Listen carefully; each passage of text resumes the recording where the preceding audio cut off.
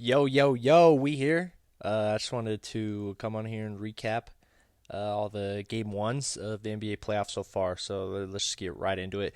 The first game that was on a couple of nights ago was Cleveland versus Toronto. Cleveland won by 13 points, 126, 113.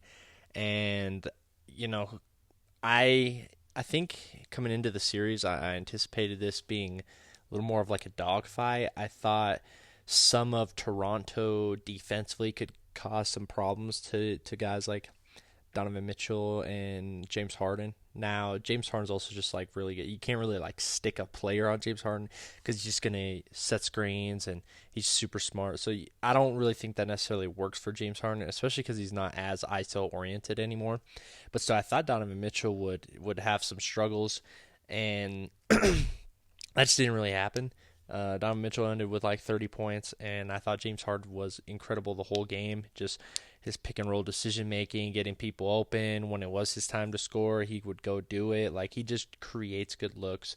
He generates open opportunities, and James Harden being on this Cleveland team makes them an entirely different type of team. Um, they're completely harder to guard now than they were with Darius Garland. James Harden's a lot better than Darius Garland. And then when Donovan Mitchell's on in game ones, he averages like I think it's at 33 points per game. So when Donovan Mitchell's on as well, there's just not much that you can do. And I think this is like especially kind of concerning for the Raptors because like okay you have no quickly, so I think that makes their offense a little bit harder to run. But with that being said, like Scotty Barnes hit like three threes. Scotty Barnes shot well. Jamal Shed, he hit like four or five threes. Let me look. Jamal Shed had five threes, 5 for 6 from the 3 point line. Like you're not getting that every day. RJ Barrett had a decent amount of points. I didn't like RJ Barrett's game though. I thought defensively it wasn't great. I thought Colin Murray Boyles looked pretty solid. So I mean that's something to be excited about for the future if you're Toronto. But I still think Toronto could make this like a 6 game series, maybe even longer potentially. Could be 7 game series. That's what I kind of thought it was going to be coming into it, and then I watched and I was like, nah, I don't know if I see that. But Max Strus was also absolutely incredible. Jared Allen started the game electric, throwing down crazy dunks. I thought Evan Mobley played well. Like I just the Cavs in general played really well, and so maybe there's a chance the Raptors defense ends up disrupting them a little bit more than they did today. But I mean it was all Cleveland for this game for sure, and for the Raptors, I mean you got to try to make adjustments. You got to try to somehow stop Donovan Mitchell scoring and, neutralize James Harden. But he also just gets people easy looks. So it's really hard with James Harden. It's really hard to guard him. But you got to try to make adjustments, especially when your offense shoots well like the Raptors did today. Like you can't still lose by 13. But I don't know. We'll see. I hope that ends up being a good series. I hope it's not like 5 games and Cleveland just like dominates them because I really thought that was going to be a good series. But let's move on to Minnesota versus Denver. Minnesota is my favorite player, so I kind of have a lot to say about Minnesota. We'll start with Denver. I thought Jamal Murray was really good. His shooting splits might not say that. I think he was like 7 for 22. I could check that to make sure. Yeah, 7 for 22, 0 for 8 from three. People are going to talk about the 16 for 16 from the free throw line, and I think some of those were pretty soft calls, especially for the playoffs. But it's definitely not the refs' fault. I mean, Jamal Murray, it's like when Jokic is in the game, he doesn't need to do too much. But I felt like when Jokic went to the bench in this game, what Jamal Murray did for them, it was like they were still looking like the better team, better than Minnesota, even with Jokic on the bench. So, I mean, if he can do that the whole series, they're going to win. Like, when Jokic goes to the bench, you can't have Jamal Murray making the Nuggets still look better than the Timberwolves. I thought he was incredible. He hit some insanely tough shots. He was getting people wide open looks because people were going to have to overhelp. He was getting fouled, getting to the free throw line, getting easy buckets, stopping the Wolves' momentum a bunch of times. And then Jokic, I didn't think Jokic was necessarily outstanding by any means, but he's probably the best player in the world. So even when he's not outstanding, he's still absolutely ridiculous. He makes it just insanely hard to guard them. Their offense is ridiculously good because Jokic is just that good of a player, even when he doesn't make any threes and he's missing easier shots. And even when Rudy Gobert plays pretty well on him, they're still impossible to guard. Bruce Brown was everywhere this game. I thought Aaron Gordon was really good. Even he had foul trouble in the first half, but he was just physically dominating the Wolves. He was getting offensive rebounds. He was getting layups just from being physically dominant. Christian Brown, I don't know if he shot more than 2 threes. Yeah, he shot 3 threes. I only remember 2. He had 2 corner threes, knocked them both down. Like, if Christian Brown's going to hit all his shots and Aaron Gordon's going to be dominant. Bruce Brown's going to be all over the floor. Cam Johnson's going to hit timely shots. They're a really hard team to beat, especially when you let Jamal Murray dominate the game like I felt like he did. I think Jamal Murray genuinely dominated the game, and Jamal Murray's the reason why they won. Because the Wolves, I mean, they started off the game hot. They went on their own type of runs, and the Wolves couldn't do anything about it when Jokic went to the bench because Jamal was just keeping him afloat. Now, from the Wolves side, Anthony Edwards clearly isn't healthy, or he just had a bad game. Maybe the knee is not that much of a problem, but he did not have a good game. There was like a couple times when he got to the rim pretty well, and I was like, okay, yeah, that seems like Ant. And then a lot of the other times he was settling on super heavily contested jumpers, and he wasn't making them, and it ruins the flow of the offense when Ant is taking these really hard shots, not moving the ball at all, and he's not making them. Sometimes he makes them. He shoots hard shots every game, and when he makes them, yeah, they're really good, but he wasn't making them this game, and it was tough. Not a great game.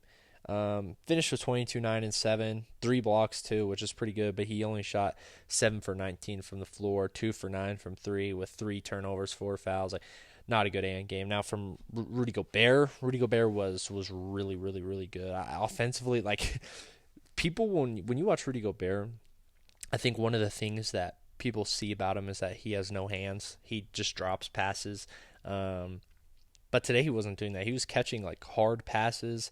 He caught one. I remember he caught it and spun, still held onto it and dunked it. I was like, this is not normal from Rudy. But then he has the occasional play where he catches it and then tries to go behind the back when Ant's coming off a screen, and then he dribbles it off his foot. Like that's just some things he's gonna do. But I thought he was really, really, really good. I thought his defense was really good. I mean, only says 1 steal, 0 blocks, but I mean, I thought his defense was really good on Jokic and just in general good defense, and then offensively he was awesome. He obviously does the little things that like setting screens and rolling and having the big have to cover him. Like he does little things like that. Sets some of the best screens in the NBA, which is super valuable. But even outside of the little things, which people don't talk about enough, he still was really, really, really good. He was finishing lobs, he was catching the ball well, and he still lose by 11 in this game, even with that game.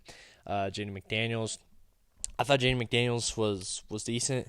He's missing some easy shots, but he was actually generating shots, unlike Julius Randle. Like Julius Randle, he's so frustrating sometimes because he settles for such bad shots. I think like at some point in the game, I think in the second quarter, he missed like 3 threes in a row where he was just taking contested threes. I don't know why. Like that's what they want. The Nuggets want Julius Randle shooting contested threes. Jaden McDaniels, he never really settles. He'll shoot the 3 if he's wide open. But he usually drives them all, and he gets good shots. He's like weirdly good at the rim. Like I feel like he makes some super hard shots and he makes them look really easy. But today he was kind of missing some easy shots. But Jaden McDaniels is going to be big in this series. He's going to have to create a lot, especially if Ant's going to look like this. DiVincenzo was really, really, really good. I don't know. He finished 4 for 9, 4 for 7 from 3, but he started out the gate super hot. I think he hit 3 in a row, and I mean they have to close out super hard on him. They don't want to let him get any space. I thought defensively he was really good. He had one where it was like a 4-on-1, and he broke it up, and then Ant got it, and then just Ant threw a terrible pass and it went out of bounds. So it kind of sold like the whole momentum of the play. That could have been a big play if Ant didn't just toss the ball out of bounds. But I thought DiVincenzo looked really good. Julius Randle, I mean, defensively he's just not good at all. He wasn't really looking to play make at all this game. His scoring was okay. He had a couple times where he would size up and get downhill, or he bumped Christian Brown and had like a fadeaway 2 once. He has like moments, but not a good Julius Randle game. I'm not a big Julius Randle fan for Minnesota either. I just kind of think it clogs up the offense and doesn't look great with Julius Randle out there. But, I mean, you're not going to bench him for the most part, especially when Naz Reid plays like he did today. We'll just go to Naz Reid. I mean, a bunch of just bitching and complaining from Naz Reid. A lot of the game, he gets fouled, or he thinks he gets fouled and they don't call it, or he gets a foul called on him and then he kind of just like quits for a play. I really like Naz Reid. I think he's super talented, but he's got to figure that. He's got to figure out how to keep playing and not let that affect him. I thought Mike Conley was really good. Should have played more. In his minutes, he was awesome. Shot one shot, knocked it down defensively. He was really good. He can actually initiate offense and get people the ball where they want it. Ayo Dosunmu was really good, I thought. He shot a lot of shots, but 5 for 10, 3 for 7 from 3. That's what you want from him. He wasn't scared at all to shoot the ball. He would catch it and shoot it right away. That's what you need if you're the Wolves, a guy that will shoot shots and not pump fake like Julius Randle and then go into a step back contested 3-point shot and miss 3 in a row. Like, you know what I'm saying? But, I mean, overall, yeah, clunky offense from the Wolves. They were missing a lot of shots that they normally make. You don't get a Naz Reid game at all, and you don't get an Ant game. So it's tough. If all the other players like McDaniels, Dosunmu, Conley, DiVincenzo, Gobert's not going to keep playing like this, but if they somehow could, I think it could be a series. But at the end of the day, the Nuggets definitely didn't play as good as they could. Jokic and even Jamal, like I thought Jamal was spectacular, but 7 for 22. Like he can play a lot better than that. 0 for 8 from 3. That's not going to keep happening. He's not going to go a straight donut from 3 any of the other games, and Jokic can explode at any point. So this is pretty concerning for the Wolves, if I'm being honest. I thought there was a world where they could win, and because I remember the last time Denver and Minnesota played, I think when Denver was the 2 and Minnesota was the 3, I thought Denver was going to win that series, and then Minnesota just, I don't know, there's something about Minnesota sometimes when I don't expect them to do good, they just end up doing good. And they won that series, which I was honestly surprised about because I thought Denver was going to win that. And that's kind of how I thought this might go. I'm like, I feel like logic makes me want to pick Denver for this series, but I'm going to pick Minnesota because last time I didn't believe in them, and I still don't believe in them. I picked Minnesota to win in my predictions, but do I think that's going to happen? No. I think Nuggets probably win in like 5 or 6, especially after this game. It's pretty concerning for Minnesota. But a lot of time on that game. Let's move on to New York versus Atlanta. First of all, Jalen Brunson. Jalen Brunson, he's spectacular. I think Jalen Brunson's underrated. I don't think he gets talked about enough. He had like 16 points in the first quarter. He hit like 6 shots in a row, tough shots too. Karl-Anthony Towns was really good. He had a couple turnovers where like he was looking for people back door and missed them, but he also had a couple times where he hit them. His shot making was good. I thought defensively he looked pretty solid too. And if Karl-Anthony Towns can look solid defensively, then that's always a plus. I mean, they have Dyson Daniels, so it makes it at least a little bit easier on Karl-Anthony Towns because Dyson Daniels isn't a threat at all offensively, at least shooting the ball. You can just sag off him. I thought, OG Anunoby was really good. Doesn't get talked about enough. OG I thought was very good on offense and on defense. And yeah, I mean, when you have Jalen Brunson and then your other players play like this, it's really hard to beat, especially defensively when they can overhelp because you have Dyson Daniels, and then it makes it really hard on guys like Nickeil Alexander-Walker and CJ McCollum. Even though CJ McCollum had a very, very, very, very good game, 26 points, 11 for 20 from the field, 4 for 9 from 3. I don't even think that explains how good I thought he was. Shot making was really, really, really, really good. Was bailing them out. CJ McCollum was awesome. The thing I don't like about Atlanta is like they have people come off the bench, and it's Jonathan Kuminga, Gabe Vincent, Reese Shea. Only 2 minutes for Reese Shea would have been a rough 2 minutes. Gabe Vincent, I mean, I don't know how he still plays. I don't know why he plays over Buddy Hield. That's always weird to me. And then Kuminga, I don't like him at all. He can't shoot, takes bad shots. Like, I don't know. He's not great. Nickeil, Nickeil didn't have a good game by any means, but I think part of it is because there's no spacing. Because Dyson Daniels, they're just sticking. Whoever they stick on Dyson Daniels, they just will help on everything. So it's really hard. And, I mean, CJ found a way to still play good through it, but CJ just had a really good game. I thought Jalen Johnson was pretty good as well. But, again, when they can ultra help on you in the paint because you have Dyson Daniels playing. And Dyson Daniels does a lot of good things, don't get me wrong. But I think it makes it hard on guys like Nickeil Alexander-Walker, Jalen Johnson, CJ McCollum when you have Dyson Daniels out there who they can ultra help off of. So, for Atlanta, I mean, it's tough. I thought defensively they looked all right. Jalen Brunson was just really good, and so was Cat, but I thought defensively they looked good. Offensively, they're going to have to figure it out. They're going to have to figure out how to play Dyson with these guys, and these guys still have good games. I want less Kuminga. I want more Buddy Hield if I was them, and less Gabe Vincent. But it's tough. Knicks are a good team. I for sure think the Knicks are going to win this series, especially because I'm just a Jalen Brunson guy. I think Jalen Brunson is spectacular. And then when you have Bridges, Anunoby, Hart, Mitchell Robinson, Karl Anthony Towns, Jordan Clarkson looks solid today. It's just tough. It's tough. It's tough to beat a team like that when you're clearly less talented. Nikkei Kongwill's had a good game. Don't let me forget to talk about that. Offensively, he looked pretty solid. But I mean, game one, kind of what I expect. Knicks to control the game and win a game that was weird. Lakers versus the Rockets. No Kevin Durant, which I didn't know Kevin Durant was even like considered to be out. Maybe I just wasn't paying attention enough. But man, tough game. Şengün was not good whatsoever. Thompson, I don't. He didn't look great. I mean, defensively he's always going to look solid, but offensively he wasn't great. Reed Shepherd put up a lot of shots. What was the actual number? 6 for 20, 5 for 14 from 3. They needed him to because no one else was really creating. Şengün wasn't doing anything. Thompson wasn't playing good either, so they needed Reed to shoot this many shots, but he just wasn't making that many shots. Like 5 for 14.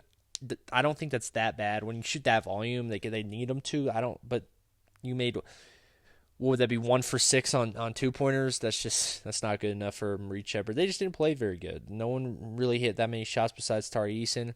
Tari Eason didn't miss any shots basically, but like Jabari Smith Jr. I don't think played well. 5 for 14 from the floor.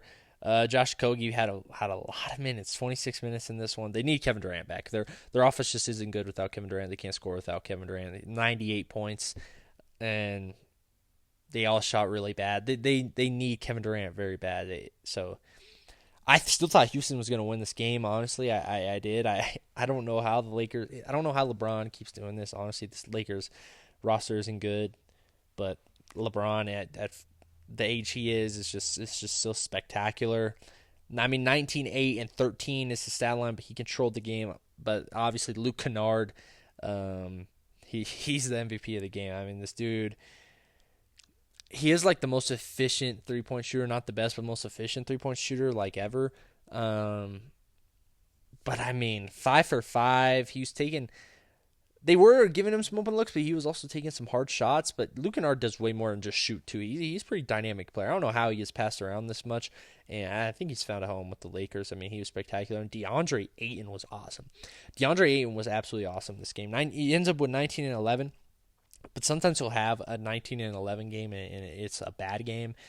Certainly was not a bad game this game. DeAndre Ayton was awesome. I thought Rui Hachimura was pretty good as well. His mid-range is automatic. I swear he shoots the mid-range and it's just a swish every single time.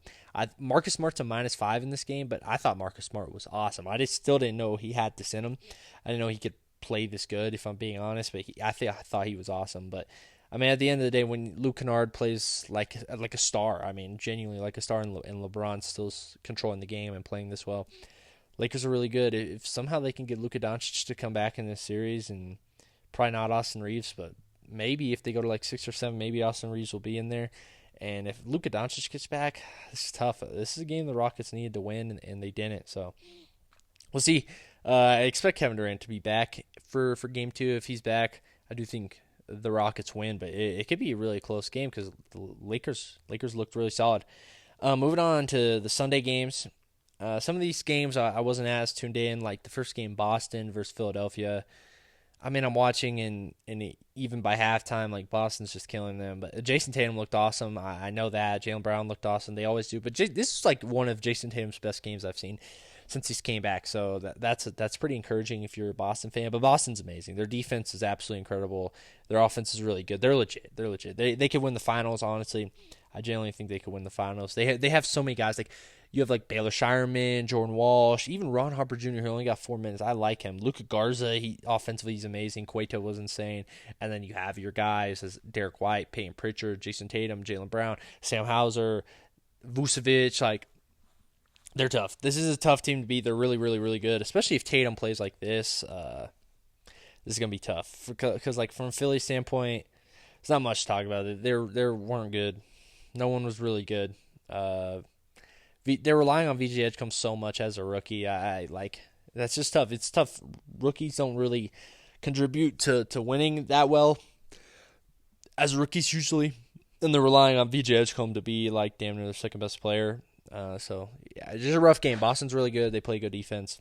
That's really all I got to say. OKC versus the Suns. Man, this is concerning because I don't. Shea didn't have a good game. What was he? 5 for 18 from the floor, shot 17 free throws, but still 5 for 18 from the floor, and they win by 40 points. It's like J-Dub looked good, Chet looked good. Stat line wise, no one else really looked good, but they just like hustle and play good defensively and do what they're supposed to. And when J-Dub and Chet play amazing, I mean, the Suns have 84 points defensively. They were just incredible. They're always incredible. Shea didn't even need to be good on offense whatsoever, and they still beat them by 40. This Thunder team's insane. They're probably going to sweep the Suns easily. Maybe there will be like one competitive game, but I mean, this is not a serious series. Like Dylan Brooks was awful. I thought Devin Booker, like, for playing the Thunder and how bad the Suns look, I thought he actually looked good. Devin Booker's a really good player, so that makes sense. No one else I even want to mention besides Rasheer Fleming. Rasheer Fleming at the end of the game was looking really good. He should get more minutes. Kama Malawat should get more minutes. He actually played 15 minutes in this one, but he should play even more. He's that impactful. He's a really good player. He is a rookie, so give him some time. But that's all I really got to say about this one too. And then this game, not what I expected. Detroit versus Orlando. I thought Detroit was going to take care of business versus Orlando just because the season Orlando's been having as well has been like decently concerning. Orlando has not been good this year. They've been super disappointing for what people expected. But man, they get into this game and Paolo Banchero, he's a playoff riser at this point. People have a lot to say about Paolo Banchero, and so do I. I don't love him as a player, but in the playoffs he comes to the occasion. But they play hard. They play physical defensively. They are good. They're just good. Jalen Suggs, he's just everywhere. Desmond Bane provides them with this toughness and level of offense that when they're all on, they're really good. Franz Wagner, especially in the second half, I thought he played well. Wendell Carter Jr. was spectacular. I'm not expecting him to play this good throughout the series, but he was awesome. Outplayed Jalen Duren, who might be all NBA this season. So, I mean, overall, and then I like Anthony Black a ton. I like him a ton of his draft class. Not a great game for him, but he's another guy. Defensively, he flies around. He's really good defensively, and offensively, he can provide you with some value as well. And then from Detroit, I mean, dude, outside of Cade Cunningham, there's nothing. They can't create anything outside of Cade Cunningham. Asar Thompson, as much as I like Asar Thompson offensively, he just sometimes provides absolutely nothing. Tobias Harris, they're relying on him so much, but he's 5 for 15 from the floor, 1 for 7 from 3. It's you can't rely on Tobias Harris to be your secondary creator. Jalen Duren has to play better. He has to play better. He was really non-existent in this game. It's hard to even notice him in the game because he just was so quiet. 33 minutes too. I'm shocked he played 33 minutes, 8.7 rebounds. He just 4 shots. He just wasn't doing anything. Their shooters weren't really doing much. Jenkins was 1 for 7, 1 for 6 from 3. He just couldn't make a shot. Duncan Robinson wasn't great by any means. He was decent from 3-point line, but still, I don't think he was amazing. Ron Allen didn't really get many minutes. Kevon Huerter, not great. No one was really good besides Cade Cunningham. Cade Cunningham has to create everything. No one else can handle the ball besides Cade Cunningham. And when they're not hitting threes and defensively, when they're getting out battled defensively, it's hard for them to win. So I have them losing in the second round in my predictions. I had them losing to Cleveland, but I expected them to handle Orlando. And after watching game one, Orlando's done this before. I remember in 2019, DJ Augustine, I think, had a game winner. They won game one versus the Raptors, and then the Raptors won the NBA Finals. So, this isn't too concerning if I'm a Detroit fan. I still think Detroit wins the series in 5 or 6, probably 6. But you don't want to use 6 games for Orlando, especially when Cleveland, how good they looked in game one. It's gonna be tough. Them versus Cleveland's gonna be tough. I think they're gonna struggle versus Cleveland. I think Cleveland's gonna win that matchup. But Orlando, super exciting. If they didn't do this, these Sunday games would have been pretty rough. So I'm glad Orlando did this for sure. Paolo Banchero again. This was just a playoff riser. There's something about him. He rises to the occasion, and I like him in the playoffs, bro. Orlando, if you told me Orlando wins the series, am I surprised? Yes, I'm definitely surprised, but at this point, I think it's possible. Orlando has the talent. They have the talent for sure. They just have had a disappointing year all year. But when you're this talented and the other team's struggling and Cade Cunningham has to do everything and you're getting to the playoffs and it seems like you got some playoff droppers, I think Orlando has a shot, but I got Detroit in 6 games, so I think Jalen Duren's going to end up outplaying Wendell Carter. I don't think Wendell Carter's going to outplay him pretty much at all for the rest of the series. And then last game of the day, Wemby spectacular. The Spurs are really good offensively. They're really hard to stop when you got these downhill guards with Victor Wembanyama. It's like I don't know. They're tough. They're tough. I really hope we get this versus OKC for a 7-game series. Even them versus Denver will be really fun as well. They could be in some really fun series this year. And then they come off the bench. You have Keldon Johnson, Dylan Harper. I love Dylan Harper. He's awesome. They're tough to beat. And Luke Cornett. Luke Cornett's a really good defensive big as well. And off the bench, big in general. He's really good. This team's tough. And then defensively, when you have Wembanyama, you have Stephon Castle. This team's awesome. Portland, I don't even think Portland was that bad. Denny Avdia in his playoff debut, really good, really good. Denny's a really good player, man. I like this team. I like Drew Holiday a lot, even though he wasn't good this game. I like him. Scoot Henderson. This game looked really good. Robert Williams provided value. I don't like Shane Sharp very much, if I'm being honest, but people do like Shane Sharp too. Money Kamara's decent. Donovan Clingan didn't look great this game, but he's good overall. Big. Matisse Thybulle, great defender. Jeremy Grant, really good in the play-in, not great in this game. I like what Portland has going, but San Antonio's they're too strong. They're too good. And I think San Antonio's going to sweep them. They're just too good. But them versus Denver potentially could be insanely fun. And then, man, I hope the Western Conference Final. Well, I don't hope because I honestly want OKC to lose because I'm not trying to see back-to-back champions. I want to see a new champion. But if OKC does make the Western Conference Finals instead of Lakers or the Rockets, which they're probably going to, I hope it's San Antonio versus OKC because that could be insanely fun. And then today on Monday, Cleveland versus Raptors, Minnesota Nuggets, Knicks Hawks. Really good day at basketball. I'm super excited for this. I think after all the game twos are done, I might pop out on here and talk about the game twos. We'll see how they go. If there's not nothing really new to talk about, I'll probably just wait a little bit. But if something new happens, I'm gonna hop on here. I'm gonna start hopping on here more. This is really my first type of video like this. So yeah, let's get it off. I'm out this John. Peace.